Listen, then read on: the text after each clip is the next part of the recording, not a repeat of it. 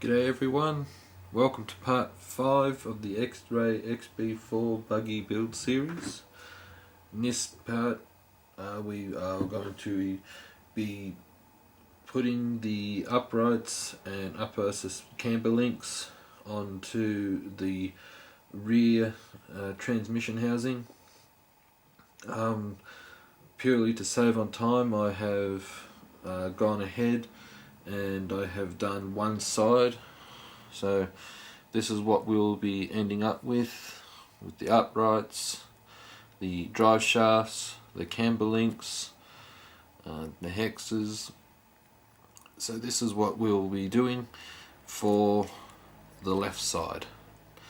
Now again, purely to save on time, I've done a few things already. One, I've already done the camber link, and I've also done the drive shaft CVD, purely to, like as I said, to save on time. Now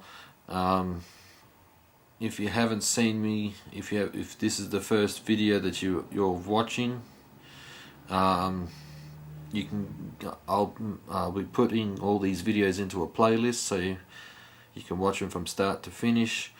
But there are quite a few CVDs to build in this, and I'm not going to show how to do it step by step on each video that I have to do a CVD.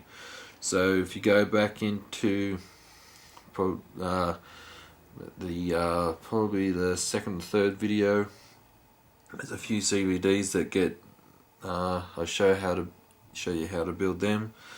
But at this point I've already built the CVD. Now over here we've got a whole heap of screws and that. This is for a little bit later on, and so because there are some hardware parts that are for the front suspension, and that'll be in part 6. So excuse me, so let's carry on.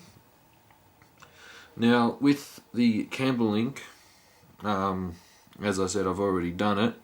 Now in the instruction manual it says to do it at 33.5 millimeters. Now I have digital calipers, so I had them set at 33.5, and that's what I used to set the distance. And so now what we will be doing is we'll be attaching these pillow ball screws onto the camber link. Now you should make note too, there are two lengths, one 6 millimeters, one is 8 millimeters. The 6 millimeter one is to go on to the upright, and the 8 millimeter one is to go into the shock tower. So if you also have a look at the camber link, you'll see the little square notch here for adjusting the camber. That is to face on the outside, so to face away from the shock tower. So therefore, with the pillow balls, the 6 millimeter pillow ball will have to go into this cup here. So, and it's a little awkward, so what you'll need is some multi-grips, and very carefully just squeeze it in. It can bend a little bit, so just be careful. Okay, now the next one.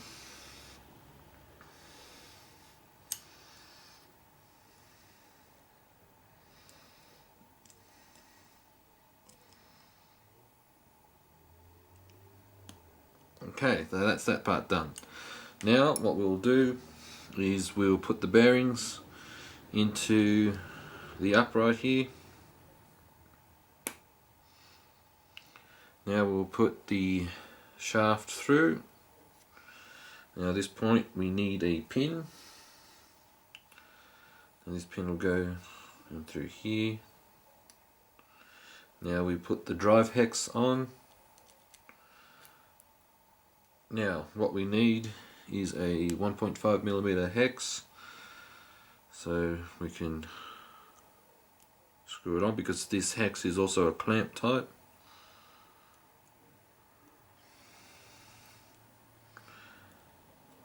And this part we won't need a thread lock, for the fact that a wheel will be over the top of this, so even if it does come loose, the wheel will be on, and then there'll be the wheel nut. So at this point we don't have to worry about using thread lock. Okay, now we need the main part. Okay, now if you recall, in the previous video I mentioned about these little spaces.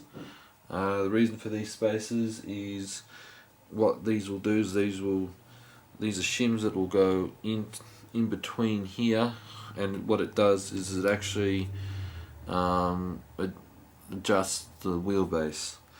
So for initial stock standard setup, what we'll do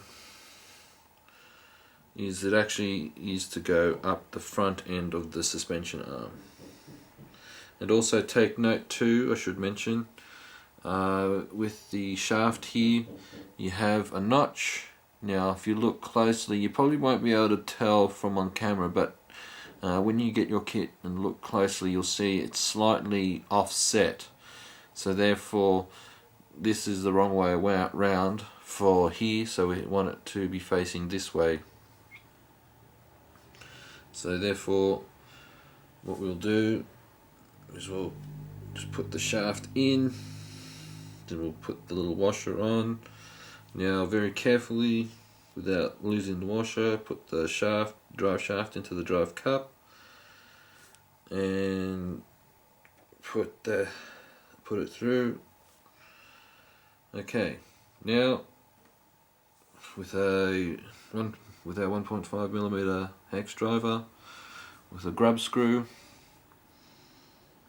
put it in.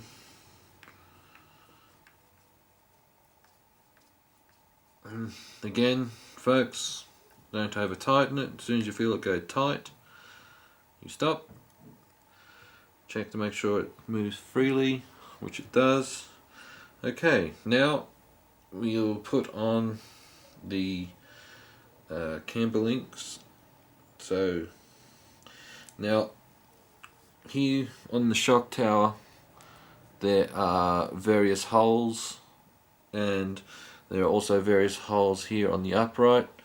For standard setup, we'll put the screw through the middle hole on the shock tower, if I can get it in, and we have a little nylock nut.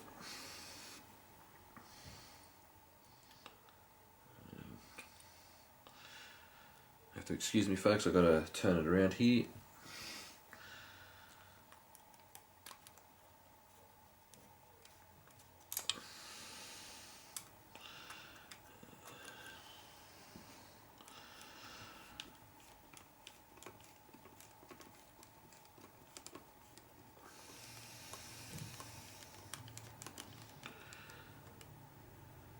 Alright, that's nice and tight.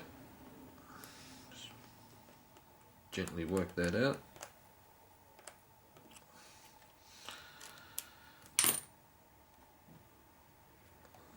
Interesting.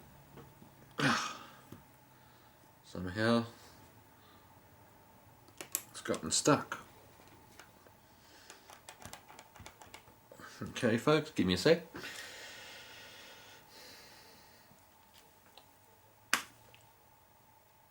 Wow, don't know how that worked, but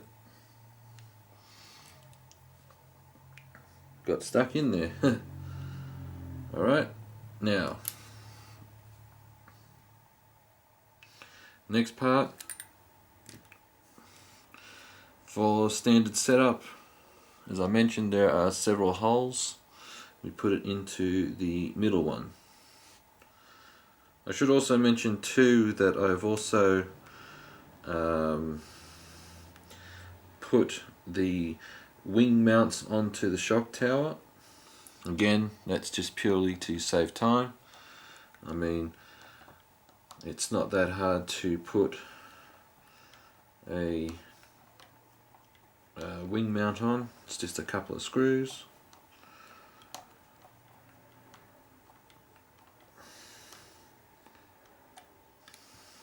Okay, so yeah, so that's the wing mounts I was telling about. It's just 2 screws for each one. But yeah, so that's the rear suspension done, people.